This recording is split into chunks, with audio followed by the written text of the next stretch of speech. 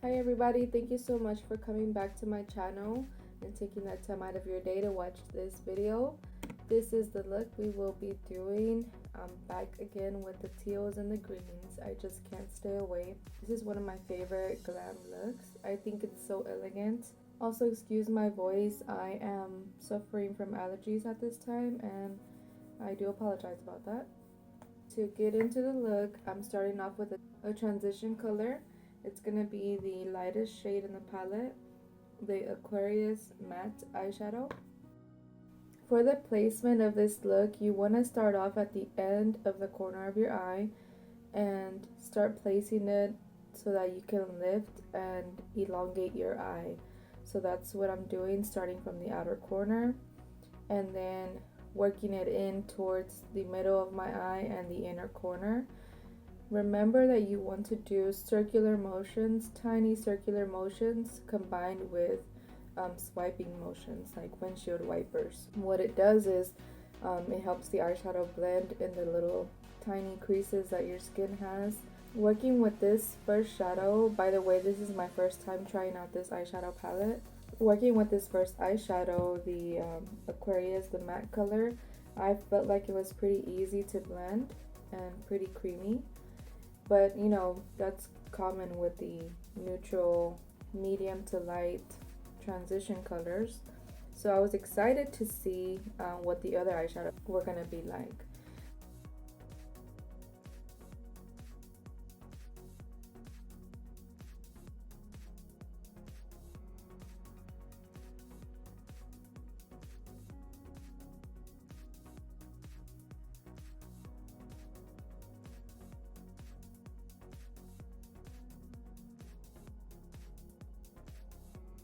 So now going into Scorpio, the matte eyeshadow, I realized very quickly that it's very pigmented.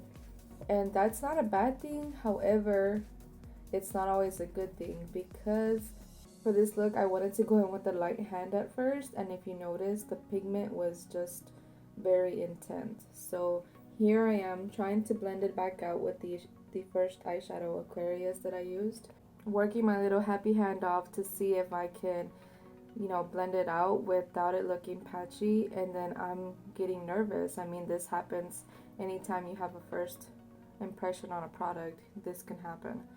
So I'm like, let me just start on the outer corner where I know I like it more intense, and then make my way towards the inner part of the eye. So this is why I switched the placement. Again, when you want to elongate and lift the eye, you want to start on the outer corner, basically like the lash line, and then lift it a little bit and bring it out a little bit. When you have the color what you want, then go ahead and blend it out.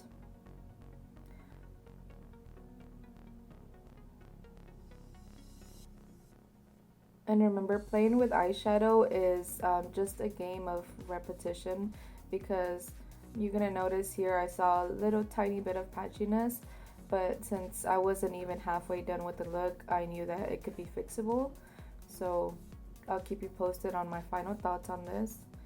But yes, like I was saying, doing eyeshadow is a game of repetition, because for a more wearable look, you don't want to just have the pigment as a straight line all on your eye. So you want to make sure that it blends. And the best way to do that is to start off with a little bit and blend it out as you go. And then you just keep adding the way you want it.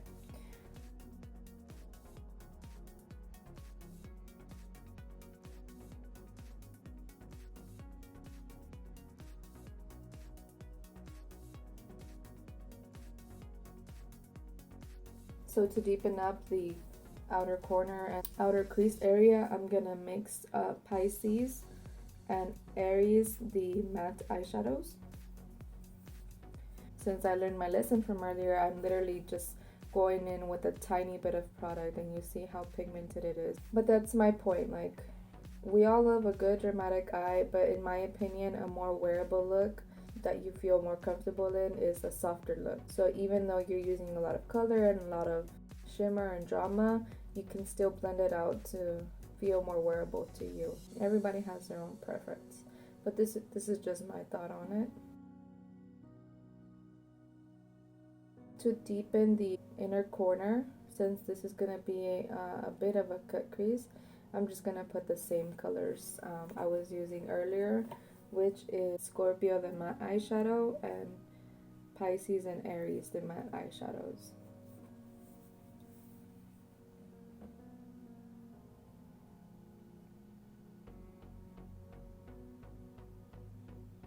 And then for the next side, just keep repeating the same process. You'll notice already how much more lifted the eyes are, especially with someone like me that has hooded eyes. You notice how much of a difference it makes. Now the only eyeshadow I had to use out of a different palette was the brow bone highlight, because the ZODIAC palette did not have a matte highlight. I just had to go in. So I used the one from the Soft Glam ABH palette. The eyeshadow is called Tempera. That was literally the only one I didn't use from this palette.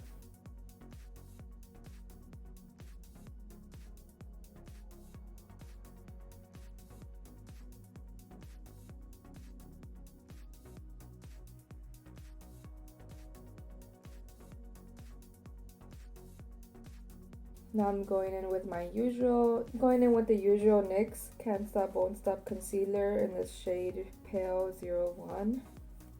I'm using this to do my cut crease. On the first eye, I try to do it fairly quickly just because I know how I like my cut crease, and it's usually higher than my natural crease line and more pointed on the very inner corner.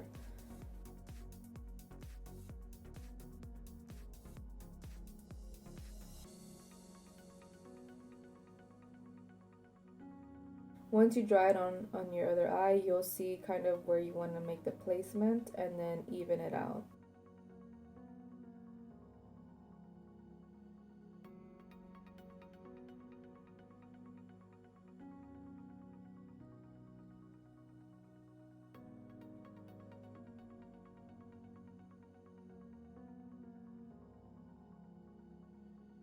And then again, always tap out your extra concealer and your extra product with your finger and with a little sponge if you can, because we don't want the eyelid to be super cakey.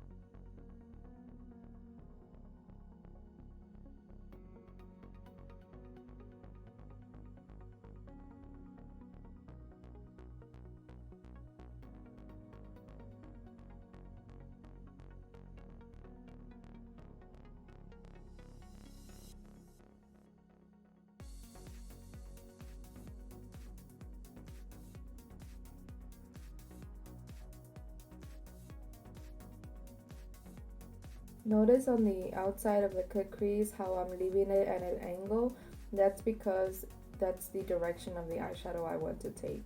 I want the outer corner to be more angled to continue with that lifted and elongated look on your eye. I just think it's so flattering and so opening on the eye, especially like me. I have naturally, I don't know what you call them. Not only they're hooded eyes, but to me they're lazy eyes because like they're so chill. So doing this kind of just opens it up a little more. I'm going in with my favorite NYX Glitter Primer and my e.l.f. flat eyeshadow brush and just putting a little bit all over my cut crease area because I want the shimmers to stick very well.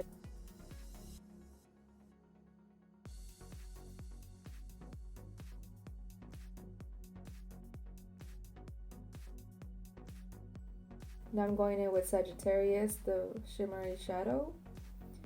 And this color is so stunning. I wish I could wear it every single day of my life.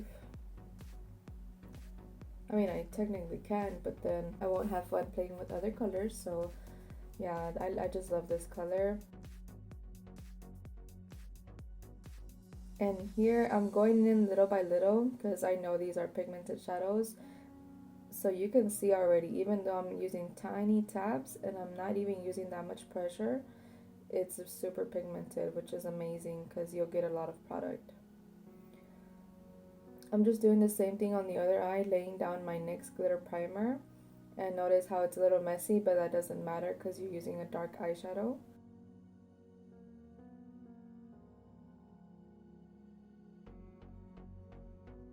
Now to top that inner corner, I'm using Aries, the shimmery color. It's also like a green, blue, turquoise, but it just gives that extra pop that I wanted. Like, this is what I pictured in my head it would look like. So now that I've laid it down, I can finish adjusting the outsides and the crease. So now I'm going in with the Sagittarius matte eyeshadow. It's more like a burnt orangey red brown color. And I'm gonna blend that into the outer corner and a little bit into the inner part of my eye, just so it can keep that definition and that gradient and that dimension on our crease and on our outer corner.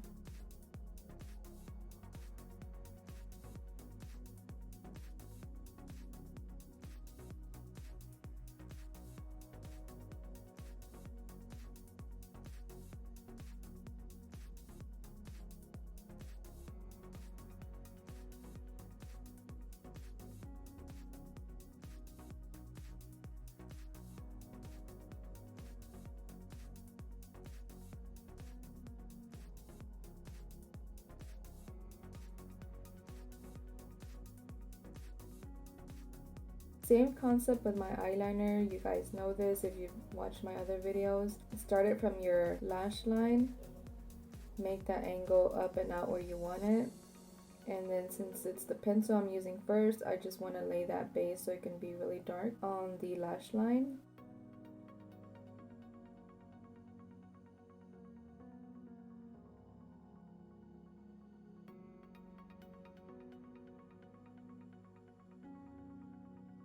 And then go in with the liquid eyeliner, following the same process. Up and out to elongate your eye and lift it up.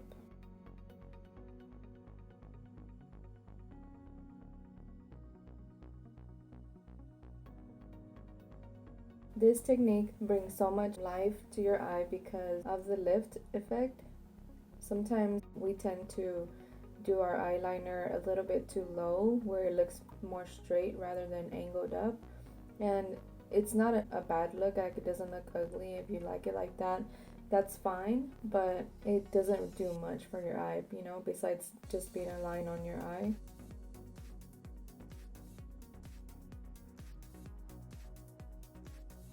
Now go into the eyeshadows that you want and make sure that they didn't get lost in with that eyeliner, and add a little bit more.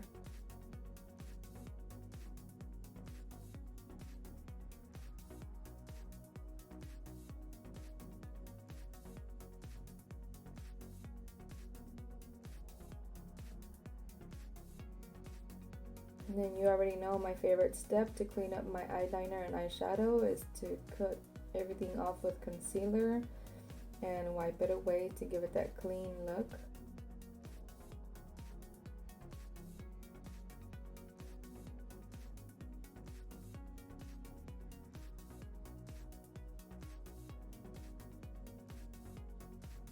You see how lifted the eyes look? I know I keep saying that, but honestly, if you know my regular eyes, I mean, you've seen them, compared to this, it looks so different. For inner corner highlight, I should have used these with the setting spray or water because they are super shimmery. They almost look wet, but with the tiny brush, it's just a little harder for them to show. I'm gonna use a mix of Scorpio and Sagittarius, the reddish brownish colors, to deepen and blend my lower lash line.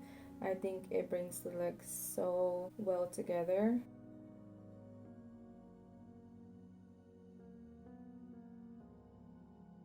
I'm trying out this primer. It's the Wet n Wild Prime Focus Primer Serum. Again, I mentioned it in my last video. It feels like water at first, but then it gets tacky, which I've been liking it so far.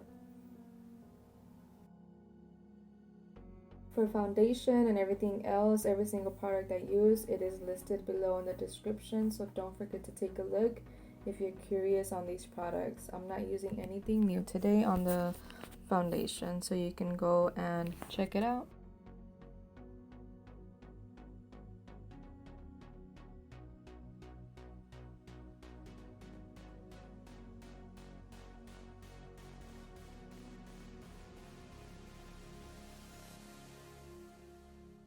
If you guys have not tried these tiny, the mini Real Technique sponge, highly recommend them because they are just so practical for getting into those areas where you don't want to get all messy. They just help blend out so well.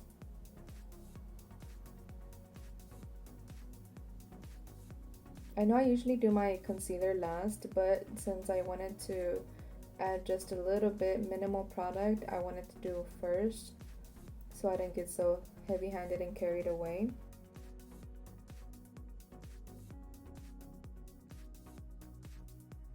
For today's look, I'm gonna do minimal bronzing and minimal contouring, so that's why I'm going in just with the cream product.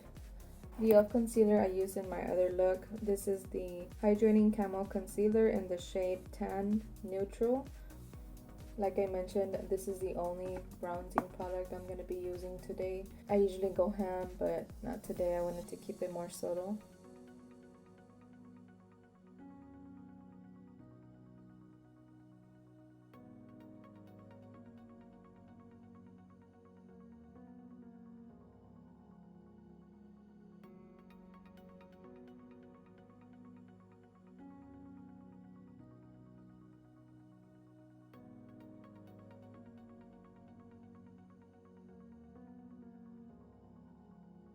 Once I'm done with the cream bronzer, I'm using the same concealer. It's also the e.l.f. Hydrating Camo Concealer, but this is the color Fair Warm. And again, I'm trying to use minimal product here. So I'm just placing it exactly where I need it and blending it out.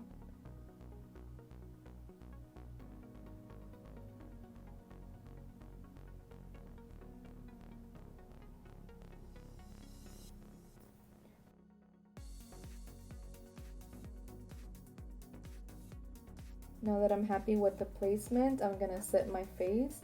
I'm using the Hourglass Veil Translucent Setting Powder. I really love this powder because it has a very smooth finish and it's not too cakey. It's more natural looking. However, it's not very oil controlling. So if you have dry skin, you would love this. But if you have oily skin, I don't think you would be a big fan.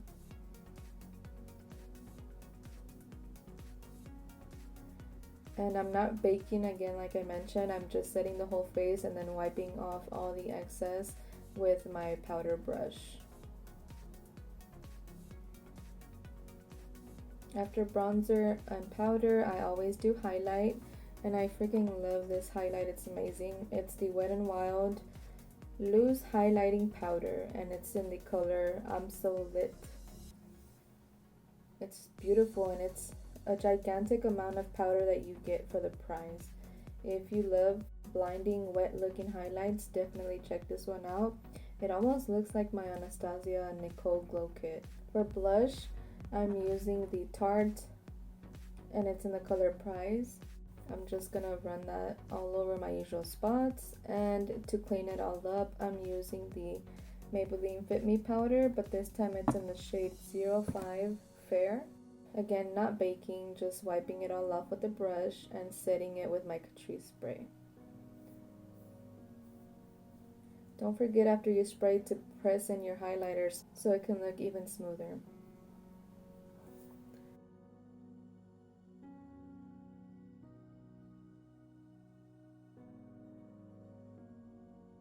For lips, I'm using the ColourPop Lippy Pencil. It's the shade Muñeca. And for lipstick, this is one of my favorite colors. It's the Morphe Virgin Liquid Lipstick. For eyelashes, I'm using the drugstore ones again. You guessed it. LA Colors 3D Faux Mink Lashes in the style Drew.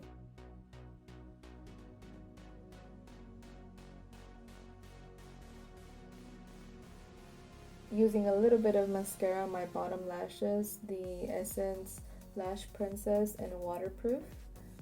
But look at that. I mean, come on, do you not see how lifted my eyes look? They look so awake. I'm just shocked at how every time it's like a transformation, and this is my favorite thing about makeup. Don't forget to hide your eyelash band with your eyeliner. And this is the completed look. Thank you so much for watching. I hope you loved it. Subscribe, like, and share, please. See you in my next video.